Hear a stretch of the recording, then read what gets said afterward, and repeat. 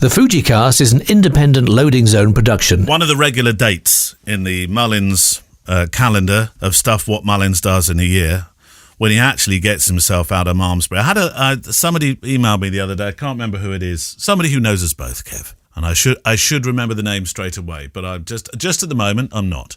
And he said something about travelling, and I said, "Oh, not Kev. It's either Malmesbury or Spain. There's no in between." But there is an in between. There's a Cheltenham in between. Mm-hmm. You love going to the races, don't you? It's the horses. In fact, I remember Cheltenham as that time I was almost invited to be in the inner sanctum, the membership of the Mullins group, because we were about to go, weren't we? And then COVID stopped play. Yeah, in fact, that was the year that I didn't go, and the other lads went, and they all came back. And 2 days later, they were all really ill. No way. Really? Yeah. Oh, God. Yeah. Okay. Yeah, but that was before COVID was identifiable. So it was Cheltenham and the Liverpool Real Madrid game with the super spreaders. Were they both considered the super spreaders, were they? Yeah. Ah, right. Yeah, I think so. Anyway, that's in the past. Anyway, but I mean, I don't like horse racing per se, but I go to the Cheltenham Festival. Why then? Why do you go? I go because it's a great day out with my mates, and I take a little camera with me and I take pictures of people losing money. Which is what I love. But I don't tend to watch the actual horse races themselves because I don't. It makes me a bit sad if some of them sometimes fall over and things like that. So I kind of turn my back on that. Do you have a flutter? Do you have a little flutter? Oh yeah. But I don't know anything about it, so I normally just do, well, as I did last week, I do, although obviously we're recording this in advance, so I don't know. Yeah. But you would have been. I don't know if I won anything or not. Yeah. So how much would you like to have won? Well, so what I typically do is I just go for the nearest horse that's nearest to 7-1. Right. And the reason I do that is because at Cheltenham there's usually a lot of horses in each race. Yeah. And 7-1 means it's got a chance of winning. It's not an outsider.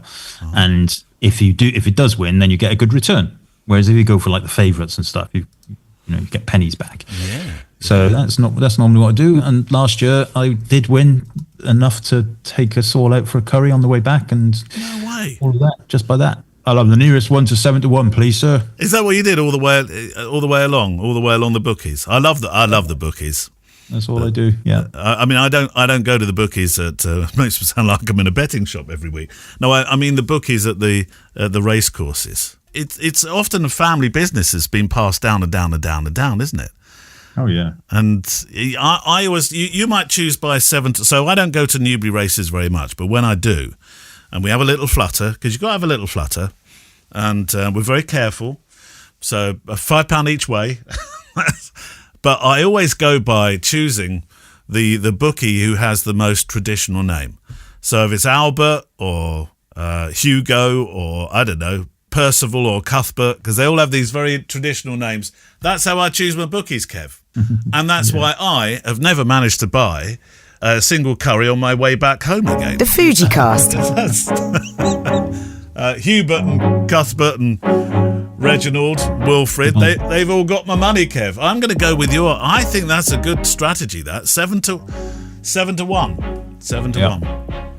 And it's never let you down. £5 each way, £2.50 each way equals £5, and then you'll get a reasonable return, even if it comes for a second or third. They don't let you do £2.50 each way. Surely not at Cheltenham, do they? Sorry, son. No, £5 each way. Yeah, they'll do anything. Really? No. Yeah, I mean, you'll have minimum bets on the tote and things like that, but the actual old school guys stood on the box.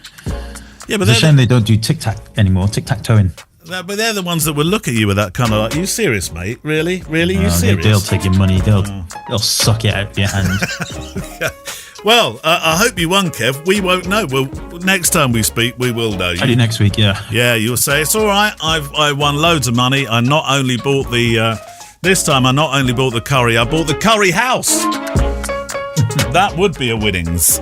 Right, welcome to the FujiCast. You and your questions sent to click@fujicast.co.uk or through Facebook. How do you do that, Kev? Through Facebook?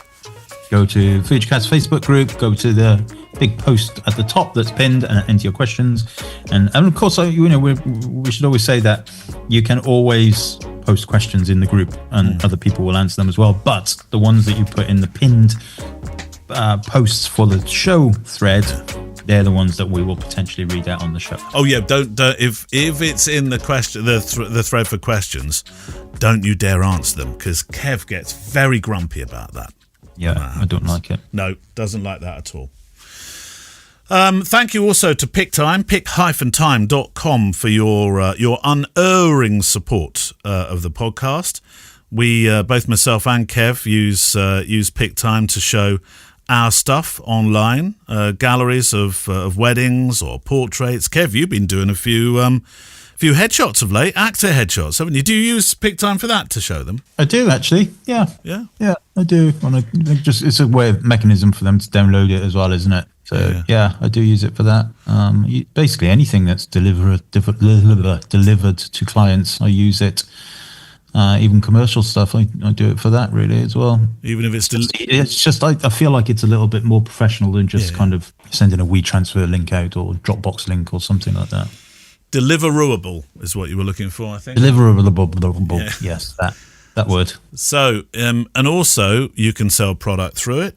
So if you want to design albums, we had a chat a couple of episodes back, where I think one of the questions was something to do with, not having to make your own albums anymore, because your clients can do that through PickTime, can't they? You can check it, but your clients can essentially take all that work away from you and design their own albums. Prints, framed prints, digital materials, all sorts of stuff. Books. Go to pick-time.com, and at checkout, if you add the word FujiCast in whatever kind of letters you like, you can do half uppercase, half lowercase, whatever you want.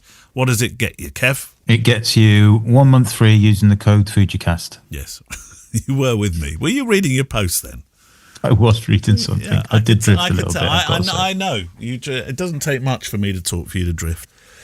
Right. I know you can't say which lens you had, but you had a lens delivered to you by the postie. Was it Postman? Postman? Yes. Was it Postman Matt? No, it wasn't Postman Matt. Postman Matt doesn't typically do Malmesbury anymore. Doesn't he? Why is that then? It's Malmesbury. He's out in the sticks. He's out in Crudwell and places like that. The Summerfords. He gets a little van. Does he? Oh, which he'd be very happy of today because it's pouring with rain again. Yeah. Always raining. Right. Questions. Do you want to start with a Facebook one? Yes. Ben Niznik says, Kevin Neal, what do you do about color calibration? I'm finding my fines from my computer look noticeably different on my iPhone. Fines. I wonder what he means by fines. I'm finding my fines, that's what he says, FINES, from my computer look noticeably different on my iPhone. Maybe files. Files. Yeah, let's go for the files. I'm torn between buying a new color calibrated monitor, like an Asus ProArt, or buying a calibration tool for my current monitors. Any help would be much appreciated. Thanks, Ben. I have a BenQ 20, is this 27 inch, I think it is, which is calibrated every now and then, not very often. Seems to be pretty stable, Kev, really.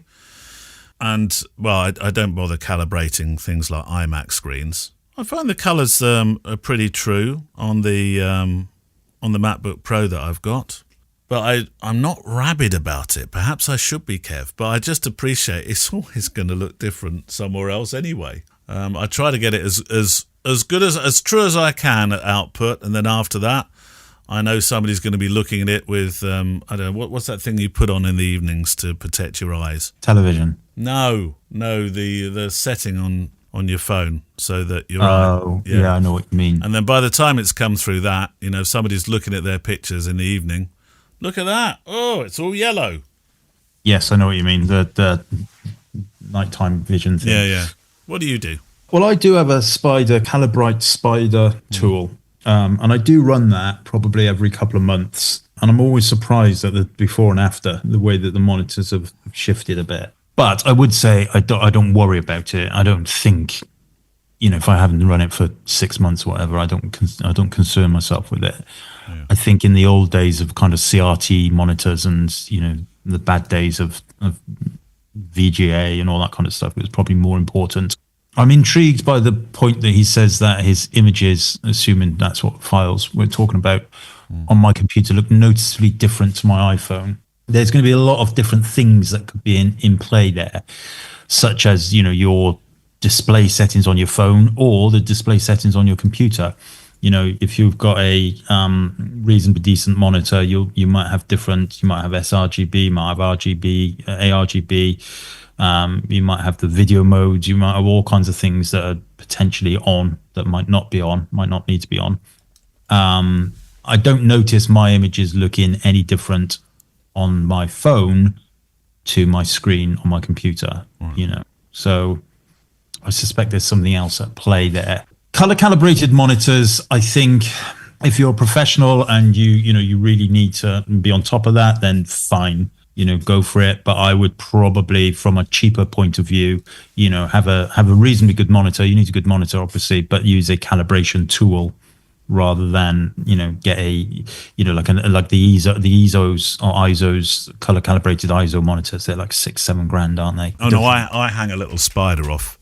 Yeah, Calibrite Spider. That's what I would probably do. Yeah, there's various different flavors. You could hang one of those. Don't lose too much sleep over it. You could hang one of those processionary caterpillars over it if you like. Horrible bloody things. By now, I will have been having sleepless nights about your processionary caterpillars. Do we get them in the UK or are they just in Spain? No, they're all over the world. I don't know if you get them in the UK. I'm not sure if it's a temperature thing or not. Obviously, there's a lot of pine trees in the UK. I don't know. You certainly get them in around the world though. But I don't know. I really don't know whether it's a temperature thing. Yeah. We've got a sort of a comment and then a question. So shall I do both? Mm-hmm. This is from Steve Ward. I used to know I'm sure it's not the... Well, you are a Steve Ward, but not the Steve Ward that I'm thinking of. Yes, because he's a tutor and sound engineer, this Steve Ward that's written in. I knew a Steve Ward who was a press photographer. He was a very good press photographer. And he told me that in the, when they all get on step ladders and they're all sort of in a press pack and they're getting photographs of people arriving, he told me that often what would happen is somebody would lean across. If you were new in the press pack, you get picked on a lot on your little ladder. And somebody would lean across just as you're about to take a picture, and they'd change the focus on it and stuff like that. They'd just lean across. So while they were still taking pictures, I think. So it's a mean old world, that press world. New listener to the show, regard your correspondence manual focus problems. So this is something we talked about. Are they maybe not using back button focusing and therefore focusing when pushing shutter button? I have MF assist on back button and it will try and focus if I accidentally press back button before shutter, even if I've focused elsewhere. Keep up the good work, Steve Ward. I don't know if you recall that particular conversation. You're a back button man. I am. I don't recall what the conversation was about, I have to say, but you slept since then. The thing he just said is true. Yeah. Yeah, so there. Amy Milstein. Oh, we know Amy. I wish I was asking this question in person, but unfortunately the flights to London cost more than an email. Oh, only by just a little bit, Amy. We all shoot with Fuji cameras. Well, not everybody. You don't have to shoot with Fuji to listen to this show. And there's one quirk that I always encounter that at least one friend got so fed up with that they switched from Fuji back to Canon. So I'm interested in your thoughts on this. When you put the X-T5 on all auto, for purposes of this example, the camera will always reduce the shutter speed before raising the ISO, which I find really odd, considering that dropping to a 30th and staying at low ISO means sometimes blur when you don't want it. And the cameras produce such high quality images at higher ISOs that it would surely make more sense for the shutter speed to remain steady and the ISO to increase. Is this quirk the same with all Fujifilm cameras? And can you speak to the good people in Japan about it if it is? Yeah, I've not experienced this, Kev. Usually my ISO just dances up a bit more. Yeah, I mean, you have to take into account the minimum shutter speed on auto ISO is only the recommended minimum shutter speed. Yeah. So it can go lower than what you set in there. But that said, you'd have to be in a pretty dire situation for it to do that. Yeah. So, if you've got a minimum shutter speed of 1/125, for example, and you've got your minimum ISO set at 200 or base, whatever your camera is, and your max at 12,800, I can't think of too many reasons, unless you're shooting in a cave, for it to lower that shutter speed. It will push the ISO up. Amy's a wedding photographer, and maybe she's shooting a lot of weddings in caves, Kev. Maybe she is. Maybe. I don't know. You know, I know Amy very well, and she's a very good wedding photographer as well. So I'm sure that in the lovely parts of New York that she lives, there might be some caves. Specialising in New York cave wedding photography. Yeah. I don't know whether there is a order in terms of whether it pushes the shutter speed down first. Yeah. But it's never anything I've ever... And you know, I've had this conversation with Amy. I've actually spoke to her over Zoom about it, and it's not something I can really replicate. So it's certainly not something that ever comes into my mind when I'm shooting. But if the ISO range is too narrow, perhaps, you know, some people, you know, don't trust the camera to go very high. So they set the ISO range to, I don't know, base to maybe 1600. Mm-hmm. And they're concerned about noise at higher than 1600, which is nonsense. You shouldn't be, but some people do. Then it will push the shutter speed down lower. So potentially that, but you know, if it's all on basically the way that I do it, everything on a minimum shutter speed 1/125th, and maybe if it's a longer lens, might be 160. Base ISO up to 12,800 ISO. Bob's your uncle. Just get out there, shoot, be happy, love life, love each other. A long time ago, I just mentioned this one before we go to Facebook. Ken and Renee Batchelor, I think it's Ken rather than Renee, dropped us an email on the back, and I don't know why I've not seen this one. It's been sat in the inbox festering, Kev. It must have been you that mentioned murals, not murals, but murals. Murals? Yeah. Is that what do you call them murals? Murals, yeah. Yeah. Well, there's a picture here that he sent from a narrowboat. I tell you what, I'll forward it on to you in a second. He'd spotted a narrowboat while he was taking a walk, and on the side of the narrowboats, which are usually a lot of them are beautifully painted, aren't they, with wonderful sign writers, and it says sign writing and murals. Both sign writing and what should be murals are spelt wrong. And writing, that's not the spelling of writing. That would be a sighting, but not a writing. Anyway, that was from Ken. So somebody else in the world, Kev, doesn't say murals, they call it murals. There we go. You're so bad, Muriel. What was that film? That was some Australian film about a wedding. Muriel's wedding. There we go. Yeah. Muriel's wedding. Of course it was. I was trying. You're so bad, Muriel. That's it. I was trying to think of bridesmaids or something, but no, Muriel's wedding. Of course it was Muriel's wedding. Right, your question from Facebook, Kev. Okay, Mike Wooten says, Kev, Neil, question for you. If you were to move away from Lightroom and Photoshop and look for a free editing software, what would you consider? Accepting that this would not be for professional commercial users, just to hobbyists. Thanks, Mike Wooten, Australia and Thailand. Instagram, what.i.c.photography. They sound like two wonderful bases, don't they? What's that Australian one that I did Snapseed. Maybe if this is not professional, Kev, and I'm just working with a few of my images, going out, making a few pictures on my photo walk. What about Snapseed? People talk. Yeah, Snapseed's an app, isn't it? So it's not a fully fledged. Like you couldn't have it on your computer, for example. Well, it doesn't matter. I'm gonna do everything on my iPad and my iPhone, Kev, because I'm living on a narrowboat called Muriel. Well, Neil has kindly answered this question in the notes column of the questions that he's put in for us. Go on then. Neil Ford. And he says, on Apple devices, Photos is a solid choice. Doesn't have all the masking options, but otherwise does a good job. And then he goes on to say, the only true free options I know of are GIMP, which is a kind of open source Photoshop type thing. Never heard of that. And Darktable. Darktable? Like a Lightroom replacement type thing also. I thought that sounded like Dark Maga or something. I thought Darktable. Yeah, I've used Darktable actually. Pretty good. Right, okay. Yeah, so there you go. I don't really know free ones. I've also used GIMP as well in the past. There are loads. What you do with your Saturday afternoons has nothing to do with us, Kev. Right, James Sauls. It's a long time since we heard from James, isn't it? I tell you what I saw the other day, a friend of ours. I saw Paul Waring in London. Just oddly, Kev, I was I was going to London. I think it was with Giles. We were going to probably some gallery somewhere. And I drove past Paul. I was going up the up ramp. He was for some reason coming down the up ramp. And I thought, that's Paul Waring. And I know he listens to this show. But before I had a chance to sort of stop the car, because there were loads of cars behind me, but there he was. What's he doing in London? Has he had his jabs? Is he allowed? Is he allowed to go? I haven't seen Paul in a long time. Yeah, I don't know. I saw him. He was wandering around the down ramp at the multi-story. Anyway, this is from James Sauls, who I've not seen on a down ramp. Hope you're both well. Congrats to the kids on the exam result. When did this email come in? Oh, it was a while ago, Kev.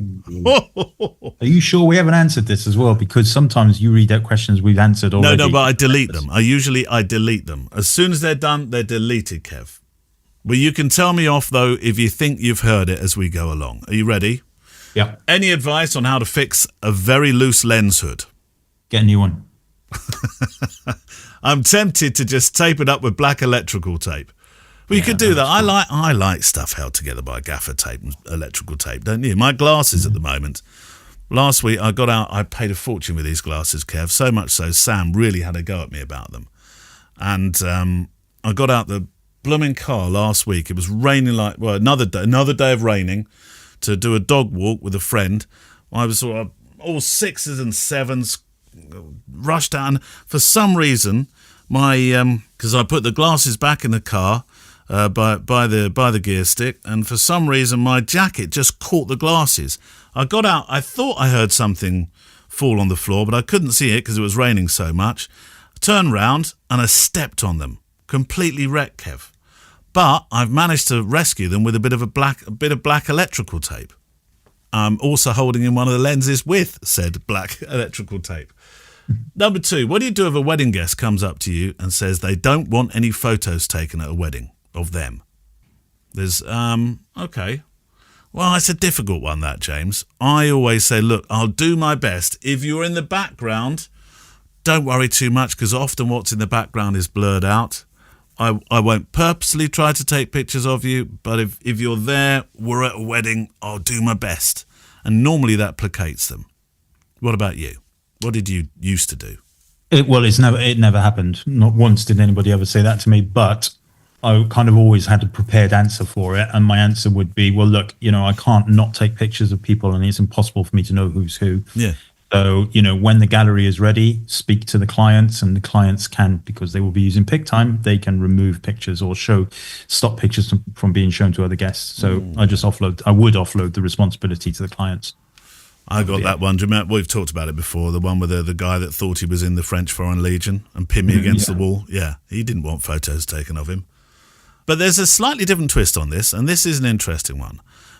What if they don't want their children in any photos? Now, that adds a slightly different layer, and understanding, because going through Sam and her work through schools, I know that sometimes safeguarding issues, etc., they can add a whole new problem, a whole new layer where understandably parents or guardians are very, very nervous about cameras.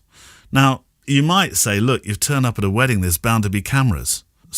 But that doesn't answer the question entirely. What would you say then, Kev? It would be the same. It would be the same thing. I'd say, look, it's the client's responsibility to just remove the images that they don't want to be shown. I can't. It's impossible. You're there to photograph the wedding. You're not there to micromanage it all. No. So yeah, absolutely. I wouldn't take it as my. I wouldn't be rude about it or any way, shape, or form. I would probably say something like, I'll do my best not to. But really, if it goes to if they're in the gallery, then the client can remove any of them. So it's covered, and that would be it. He did say done a similar thing. He'd said that speak to the couple as it's their wedding. They weren't very happy on both occasions. Okay. The chap wasn't wearing a beret and saying he was from the French Foreign Legion, was he? So James, there's a clientele issue here going on, I think, because James also recently posted in the Facebook group about a wedding that he had in about 4 days' time. Right. Will have happened by now, where about 4 days before the wedding, they said, we'd like you to take a portrait of every single guest, all 180 of them, please. And he wanted advice of how to answer that. What was your answer? My answer was pretty straightforward, really. In that, no, I can't do that because I'm here for a documentary stuff. You won't get any of that. Yeah. But I can get a second photographer and quote for you for a second photographer if you so wish that, and take about 6 hours to get every one of them done. But with another photographer, it can be done, and this will be the cost of it. And then they would then go away. I like the way that you've always done this. That you've it's going to take 2 hours to get done kind of answer, which normally horrifies people into submission, doesn't it? Yeah. Yeah. He did have another question. Now this one's a bit morbid. Are you ready, Kev?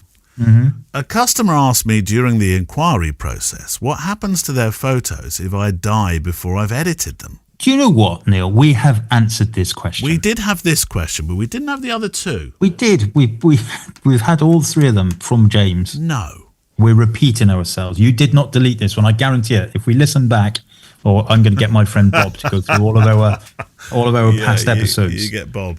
But anyway, it's a timely reminder, isn't it? What happens if we die between shooting the wedding and delivering the images? And our answers were, well, I'd reach out to, or Gemma would reach out to you to edit my work. Yeah. Sam might reach out to me to edit your work, and everything would be fine. Right, Kev, I want you to listen to this, okay? This is the sound of deleting. You ready? Yep. There we go. Sounded like you were smacking somebody on the bum. No, I was pressing the return key on delete very heavily. It's gone. Right, go on then, Facebook. This probably means, by the way, Kev, that I actually need a few more questions in my inbox. Yeah, perhaps it does. Yeah. Okay, so let's go back. I'm going to go back a bit into last year because there was some we didn't really answer. Right. Jan Francis says, a question regarding the 18mm focal length. Oh, yes. I've been inspired by Kevin's use of 18mm f1.4, but that is a bit out of my budget at the moment. I used an 18-55 as a casual photographer at a wedding recently, using just leaving it at 18mm and loved it. I'd like to try out a prime and wondered if any of you have experiences of the Fujinon 18mm f2. It seems a very unobtrusive lens, which I like, but gets very mixed reviews. Where do you guys stand on that? I had that 18 f2. It was a bit slow, but that was one of the. Am I getting this right? That was one of the first gen lenses that I'm talking about. Yeah, it was slow. Yeah. I mean, slow. When it was released, it wasn't. No. Compared to now, yes, you would consider it slow. Yeah. Compare it to the 18 now. Mm-hmm. I don't know. You probably use that lens more than me. It was never a focal length that I particularly enjoyed. I had 3 of them. Did you? I lost them all. I might still have one kicking around, but they're so small that I ended up putting them down places and forgetting not picking them up again. I'm just looking in my cupboard here, Kev, because I'm wondering. That might be mine. Is this yours? Could be. I'll put it back in there. Next to the 35. Next to the 35. But for casual work, Jan, I think it'd be great. It's fine, and it is very cheap. You could probably even get a second-hand version from MPB or elsewhere. Yeah. And it was a very fine lens. It's great for street photography and certainly very unobtrusive. Yes. Or stick with that 18-55, as you said, and just keep it on 18mm. The 18 1.4, the new f1.4, is quite expensive, but I think is worth every penny. I was still trying to do a multicoloured swap shop on this one and see if anybody wanted to swap a nice 23 for an 18, because, as you know, I've never really got on with the 18. And I suppose I could go through MPB and buy and sell, etc., which is one way of doing it. But I'd also, do you remember the multicoloured swap shop? When you used to you'd write in and you'd say, I would like to swap I would like to get a football, because it's what you want first, isn't it? I would like to get a World Cup football, and I'm prepared to swap my small sister for it. But you weren't allowed to swap your siblings, but it was that sort of thing. It was a great show. I love Swap Shop. Hey, but our age there, I think. Yeah, a little bit. but I've never managed to swap my 18 for a 23. Stephen Jack, I'm hoping we haven't done this question, Kev. If you were setting up in photography today, would you still use your name and photography as your business? We haven't done this one. Straight website name, i.e. Neil James Photography, Kevin Mullins Photography. When is it good to use your name or something else as a business stroke domain name? How much does that business name really matter? Asks Stephen.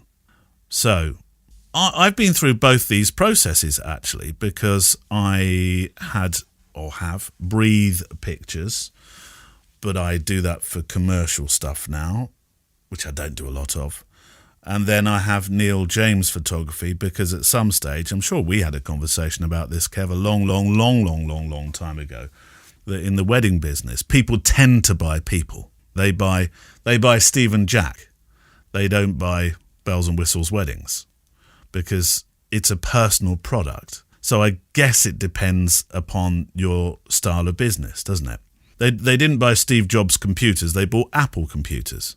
But that's a different kind of product. I think that's right. And I remember Jerry Gahonis did this, didn't he? He was always Jerry Gahonis. And then he changed his business name to, I can't remember, I want to say Excite Photography. That's right. I think Excite is right. I can't remember, but he did, and he made a big kind of thing about, how, the photography business is bigger than just him, etc. But it wasn't always him shooting the weddings. He had other photographers who worked for him. So it wasn't him. If it's just you, I think you're absolutely right, Neil, keep it to your name. And if you are, if you're a commercial photographer or editorial or something, and it's slightly different, and, a kind of somebody that does multiple different strands of photography, maybe. But ultimately, I think certainly for kind of personal photography, then the name makes sense. Mind you, Jerry's idea was that if somebody comes along and wants to buy my business, I can sell it because it's not my name anymore. But I don't think I've ever heard once of a wedding. I mean, we don't know if that the question you're reading there, if it is a wedding photography business or not. Does it? He doesn't say that, does he? So, but I don't know any wedding photographers who have sold their business. No, it's based if they're the only ones doing the shooting. I don't. For some reason, Chris Floyd comes to mind. Chris. Chris Floyd, who's a very successful commercial stroke editorial photographer for his portrait work, beautiful portrait work. But he is Chris Floyd, isn't he? And I think, agents, all right, Chris, can you come and we've got a big job that we'd like you to cover, and they're buying Chris. But Chris might have other photographers who work under him, but it's all part of that brand, it becomes synonymous with your brand eventually, and then it's too late. Yeah. So, I can kind of get it, like if you're a pet photographer, for example, you might, and you're starting out, you might call yourself, I don't know, Photo Pause, or, I don't know, whatever, something else. Kev, that's genius. Good one there, isn't it? Yeah, Photo Pause. But I think, by and large, we are the sum of the parts. Yeah. I'm just going to put into ChatGPT, give me some great original names for photography companies. See what it comes up with. Everlight Photography, Silver Frame, Golden Hour, Lumiere. Yeah. Lumiere is not original. I know of a company already called Lumiere. That's not original, is it? No. Candid Chronicle.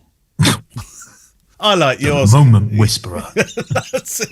Yeah, the Moment Whisperer. That's it, Kev. That's where we went wrong. And on that note, I think I'm going to call time on this one, because I think Photo Pause is inspiring, Kev.